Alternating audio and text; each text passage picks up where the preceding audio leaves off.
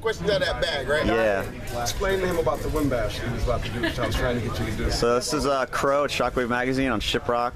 We are with the legendary Living Color with 5 random questions. First one, guilty pleasure. This is my guilty pleasure. Guilty pleasure. Wow, man.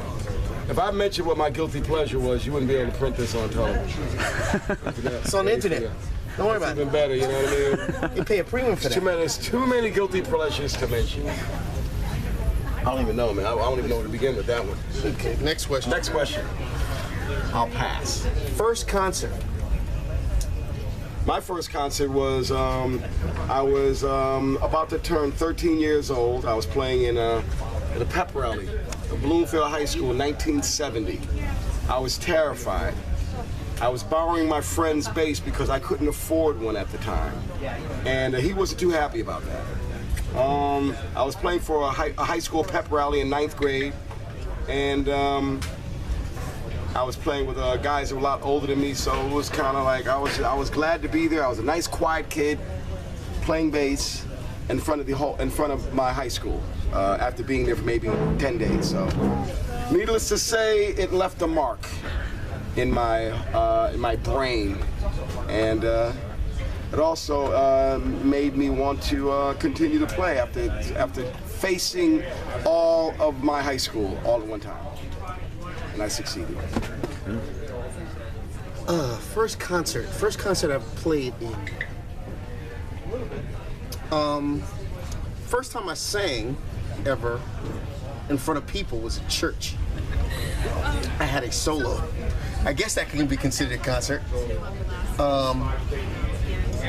I was very, very nervous, and I still look very, very nervous. Did you stutter? Yes, of course. Did you forget your words? Did you forget words? No. I just didn't forget the words. 'Cause I only had 4 lines. It was like We Three Kings or something like that. So, but it was horrifying, and didn't do it again for another like 4 years. It's like having an outer body experience when you perform the first time. But you do it. It gets us to this point to where we are right now. That's what got us to where we are right now. Those things.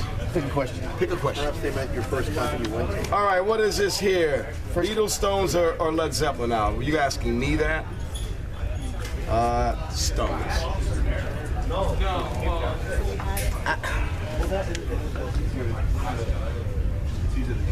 It's tough. That one's tough. You know, it's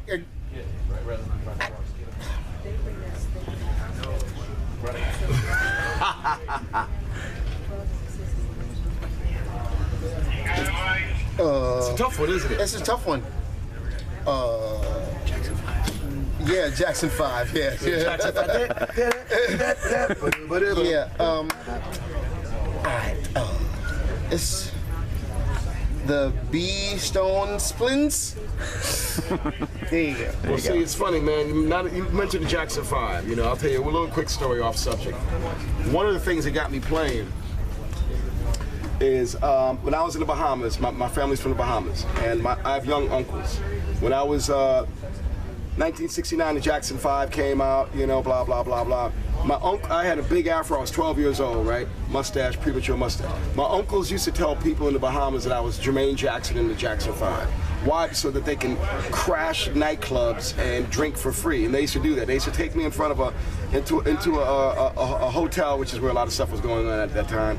And they would just say, hey, this is Jermaine Jackson, the Jackson 5. Now, mind you, there was no television. There was the only newspaper, the Miami Herald, and stuff like that, that actually could validate what was going on. My uncles were very clever. They had the gift of gab. So they would usher me into a place just like this, and people would be sitting down having their drinks, and they would just move the people out. Next thing you know, here's a 12-year-old kid sitting in a nightclub, listening to Ezra and the Polka Dots, being served Planter's Punch.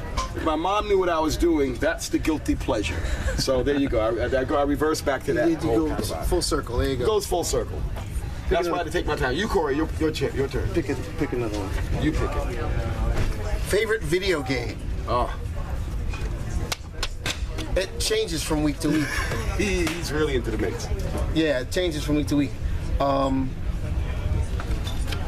Oh man, what am I playing right now that I really enjoy? There's so much I'm playing right now that I can't really. He's got the kids, so he changes every day. Let's see. What's my? Well, I like the classics. I like Pac-Man. I like, all those. I like Mario Brothers.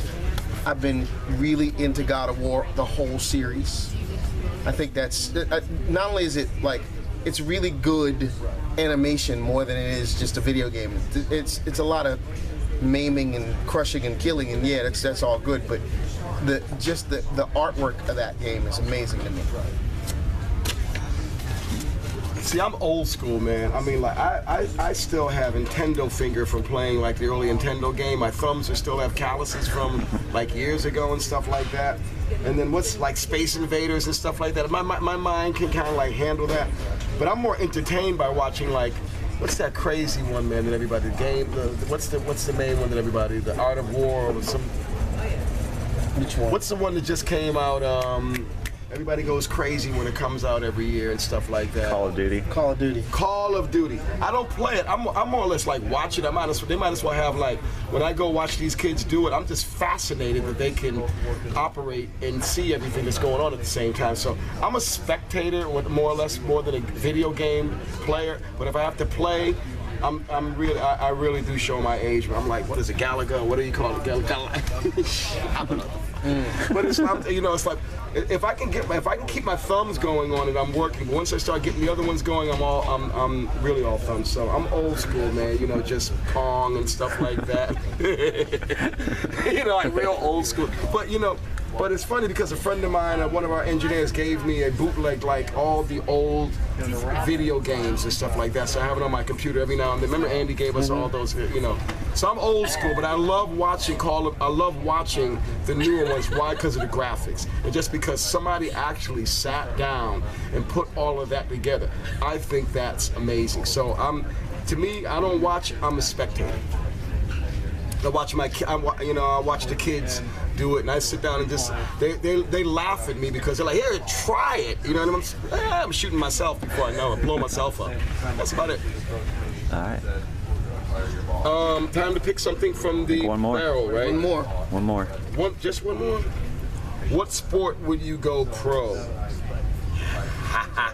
Pillow spinning. Pillow spinning. A professional pillow spinner. That's a good one, man. I used to run track and field. I used to run the half mile. So probably, probably running the half mile. But mainly running away from bands. That's my main sport.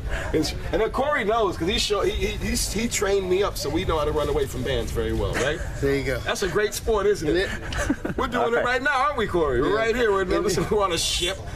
Somebody else. Nobody's around and stuff like that. The high sea is right here. Can't even see an island. So we run from bands. All right, thanks a lot, guys. All right, Thank you. That was fun.